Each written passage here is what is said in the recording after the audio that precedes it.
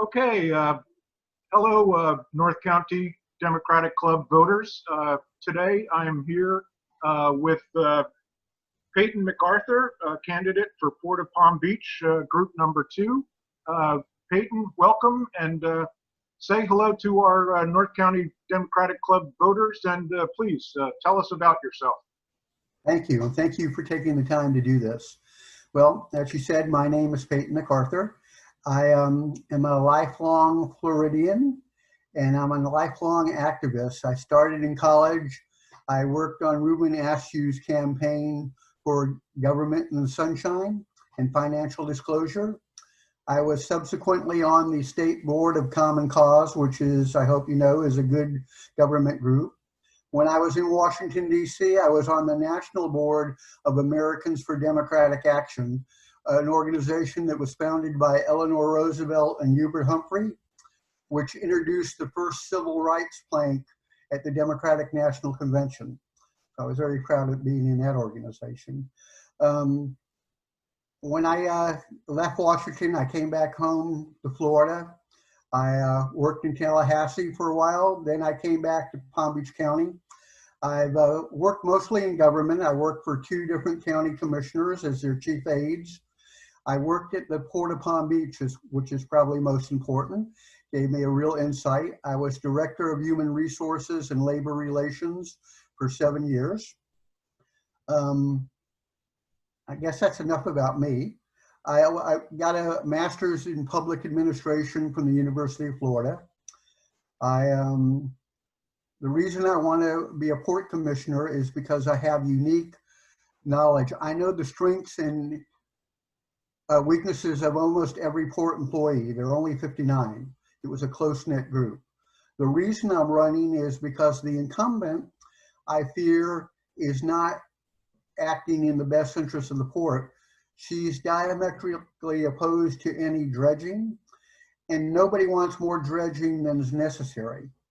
But the fact is, at various times, the port harbor pilots, the cruise ships, tropical shipping, Okay, that's actually going to be one of the questions coming up.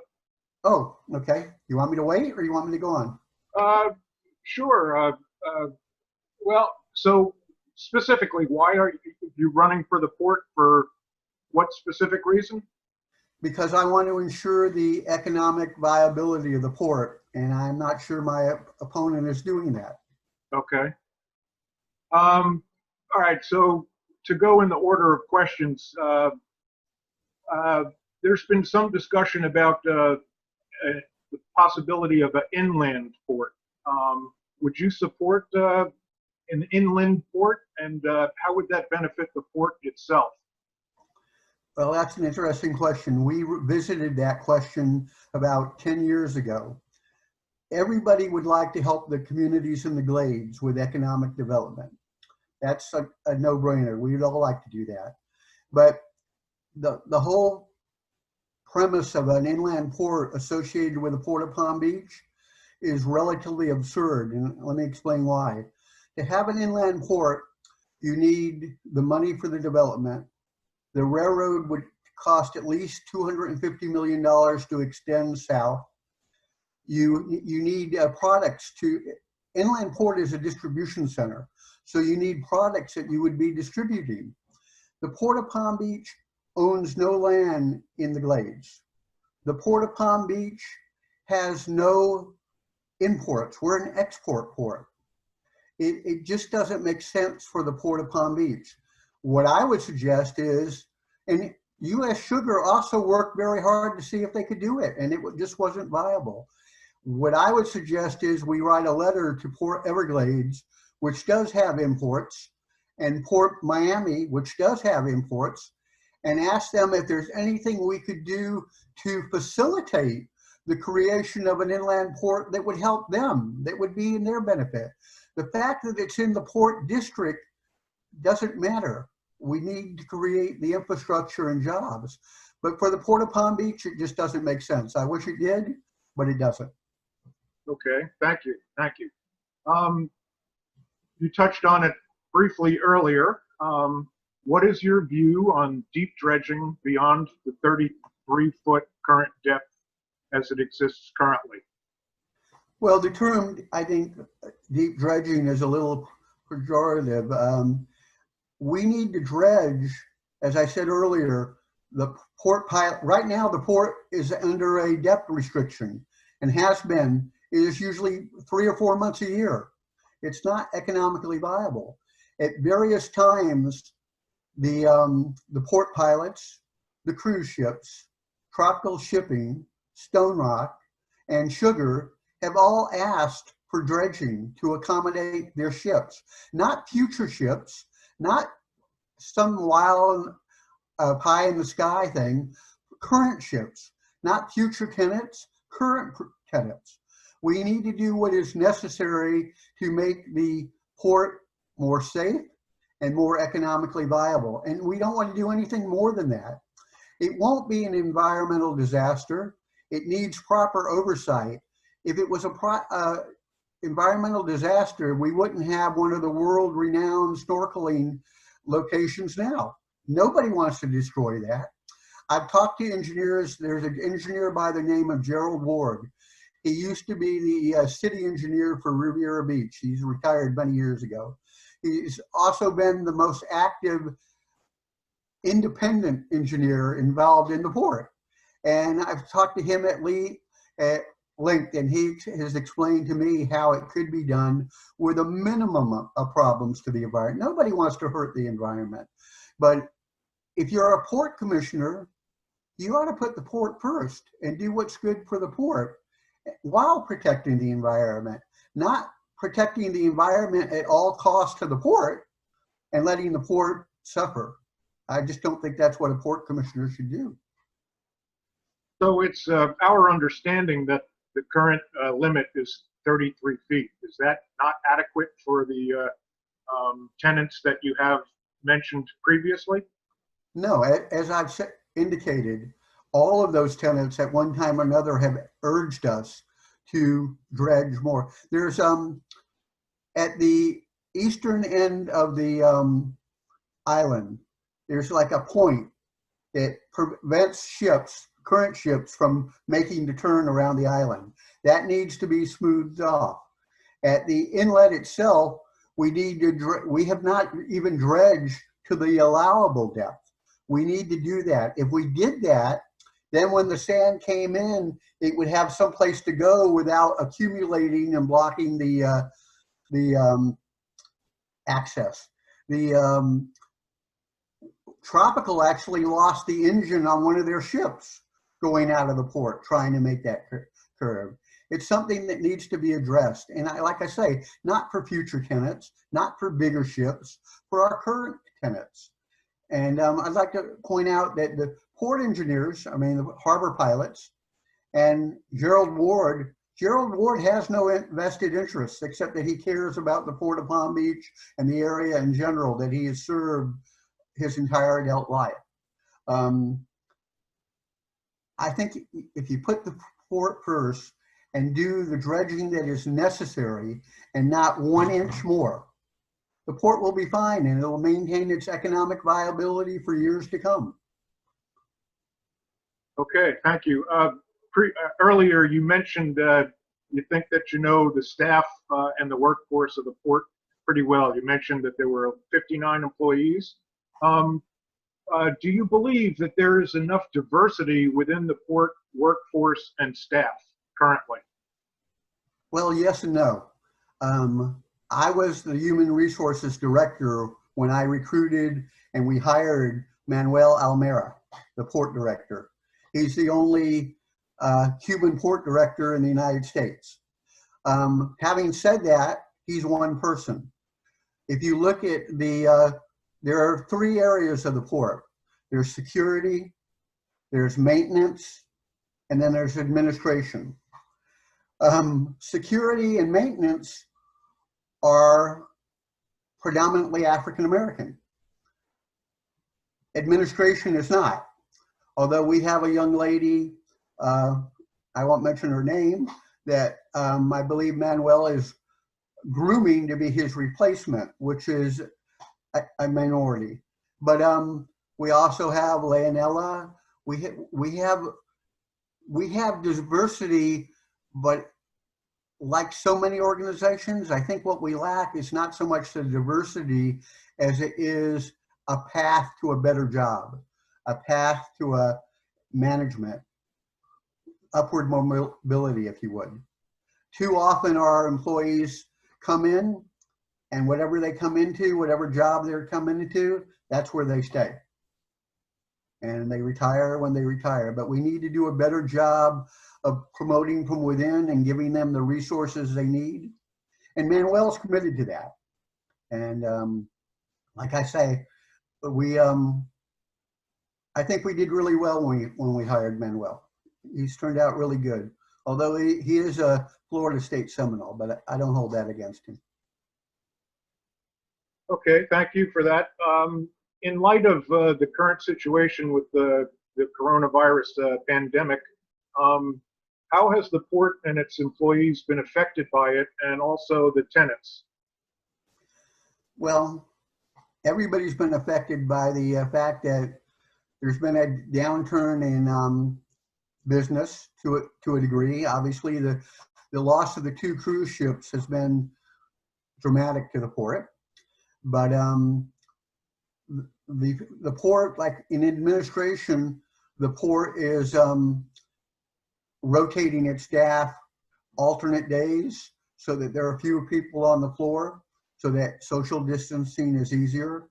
In security and in maintenance, it's not, social distancing really isn't a problem, except when there's an issue that requires obviously 2 people to address it or something. But the real question at the port is, how long is this going to last?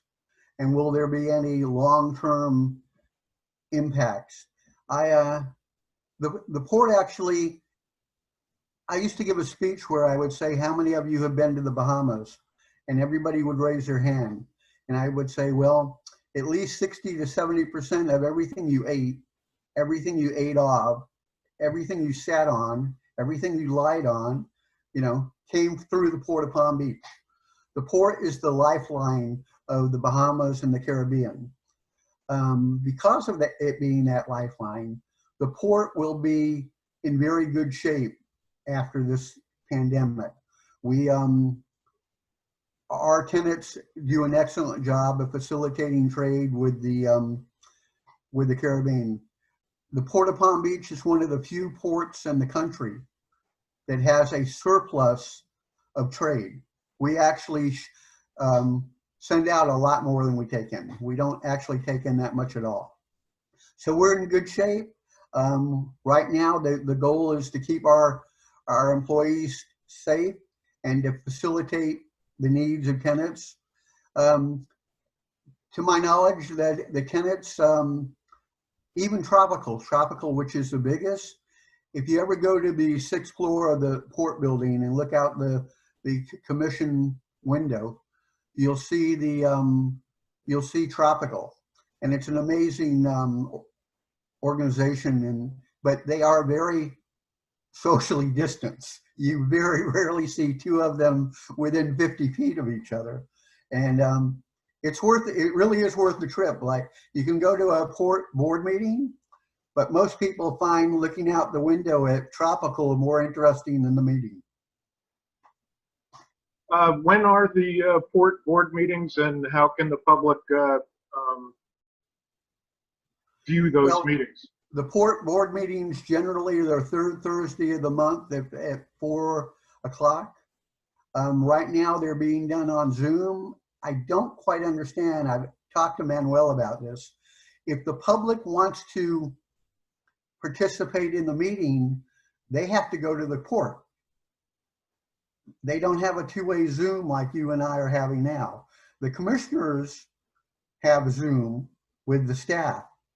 I don't quite understand why the commissioners haven't insisted on the port doing Zoom like everybody else. But when this is over, the meetings are the 3rd Thursday of the month at 4 o'clock. One of my pet peeves is the commissioners sometimes change the meeting to accommodate themselves. Well, I think the meeting is scheduled on the third Thursday, and the public knows it's the third Thursday at 4 o'clock. And I think the commissioners should manage their schedule around the board meeting. The board meeting shouldn't be scheduled around them. Right, it should be. So when I was on the commission, I always objected to changing the meeting. All right, and final question. What do you think is the most important thing or issue for the port to do in the short term, and then also in the long term? Okay. In the short term, we have to develop a better relationship with our host city, the city of Riviera Beach. We had looked at doing a joint city port parking garage. It hasn't come to fruition. We need to continue on that. The port only has 160 acres. We need to look at ways that we can expand. There is property in the area that we could acquire, but we need to do it with the support and participation of the city. I think we can. In fact, I think we should. As far as the long term, again, I think the additional space really is short and long term. But I think we need to work with the town of Palm Beach and Congresswoman Frankel. And I think if we can get everybody in a room with Gerald Ward and some experts to explain how minimum dredging can be done in a safe way to make the port economically viable for years to come, I think we can overcome. We've been at roadblocks. Congresswoman Frankel sent a letter to the Army Corps of Engineers blocking all funding. Well, she asked me once why I supported it, and I said, well, why should we change anything? You've already given the town of Palm Beach what they want. They don't want any dredging, and you've given them. So why should we discuss anything? Let's all come together. I think we can overcome it. I mean, I think one of our problems is the CEO of the Palm Beach Civic Association, which if you look at my opponent's expenditures, one of the first things she did was join the Palm Beach Civic Association.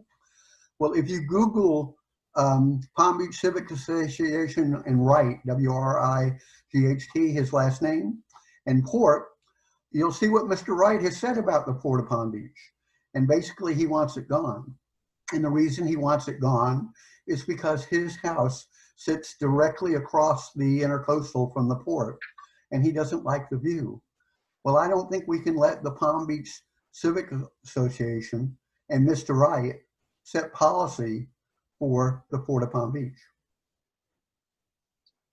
Okay, so that pretty much wraps it up, short term and long term, for what candidate Peyton McArthur thinks are the issues most important to Port of Palm Beach. So you're a candidate for Group 2. Do you have a website or Facebook? How do people get I have Facebook. About you? You're on Facebook? Yes, sir. Peyton McArthur for Port? Peyton for Port. Right. Peyton for Port. All right. Well, Peyton McArthur, good luck with your campaign. And thank you, and thank you for